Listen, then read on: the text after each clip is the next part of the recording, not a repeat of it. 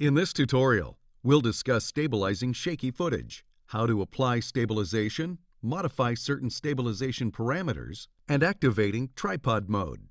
In Final Cut, open Project 407, Stabilizing Footage. There's just one clip in the timeline and it's obviously handheld footage. While it may not be the worst shot you've ever seen, we're going to try to smooth out the shakiness in it. To do this, make sure the clip is selected so it's loaded into the inspector and scroll to the bottom of the inspector. There's a checkbox to turn on stabilization. Click the check mark to turn it on, and the message "Analyzing for Dominant Motion" appears in the preview. It may take a few moments depending on the length of the clip, but the message disappears when complete. Hit play to see that the clip motion has been smoothed out a bit. There's still some motion, but it no longer has the handheld feel that we saw before. To compare, you can easily turn off the stabilization by unchecking the checkbox. Hit play one more time for the original, and turn on the stabilization while the clip is playing to compare before and after. In the inspector, the settings for stabilization says the method is automatic. There are two options within the menu, Inertia Cam and Smooth Cam. These are two different algorithms. With automatic selected, Final Cut decided which one to use based upon its analysis of the clip. Typically, Inertia Cam is used when the clip seems to be moving in one direction, like a pan or a tilt. And Smooth Cam often is used when the shot is a straightforward handheld shot that may be a little shaky. However, this is not always the case.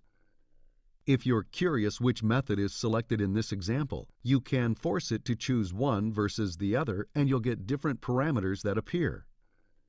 Choose Inertia Cam and you'll notice nothing happens, which implies that Final Cut chose Inertia Cam automatically. It goes against what I said typically happens, but there are exceptions to the rule.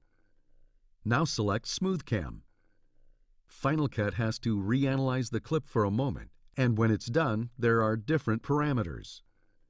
If you hit play, the stabilization itself might be a little different, with a slightly different look to the motion there.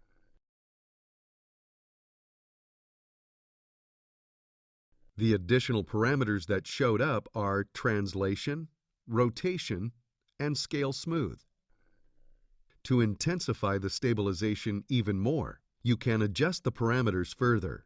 However, when you do so, it usually zooms in on the footage a tiny bit more. This is just a natural and almost impossible to avoid repercussion of stabilizing footage.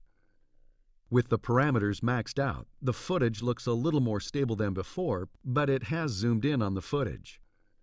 If stabilization is off, the footage zooms out a little, which was the original zoom level, but it always zooms in a bit when you turn on stabilization. I think Final Cut was right, and Inertia Cam looked better for this particular shot. Choose either Automatic or Inertia Cam to go back to the automatic settings. The Inertia Cam method has a general smoothing setting that takes control of all three of those properties divided before.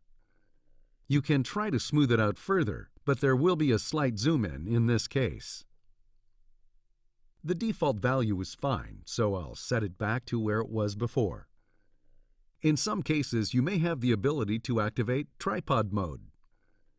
Final Cut will determine if the setting is allowed.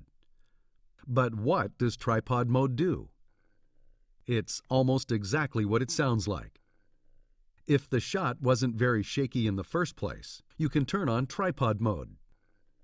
Click the checkbox to turn it on, and the footage zooms in quite a bit more. It's a big drawback. However, when you hit play, the footage looks like it was shot on a tripod. There's no movement at all. Just keep in mind that anytime you blow up your footage, you lose a little bit of quality. Stabilization won't always work perfectly on all shots. Generally, the shakier the footage is, you sometimes will get odd warping that appears in the image that can be difficult to iron out in Final Cut without the help of additional software. But for shots with a smaller amount of shake, it typically works great. In this tutorial, we discussed stabilizing footage, where and when to apply the stabilization, modifying some of its parameters, and using tripod mode. Next, we'll explore Final Cut's transform properties.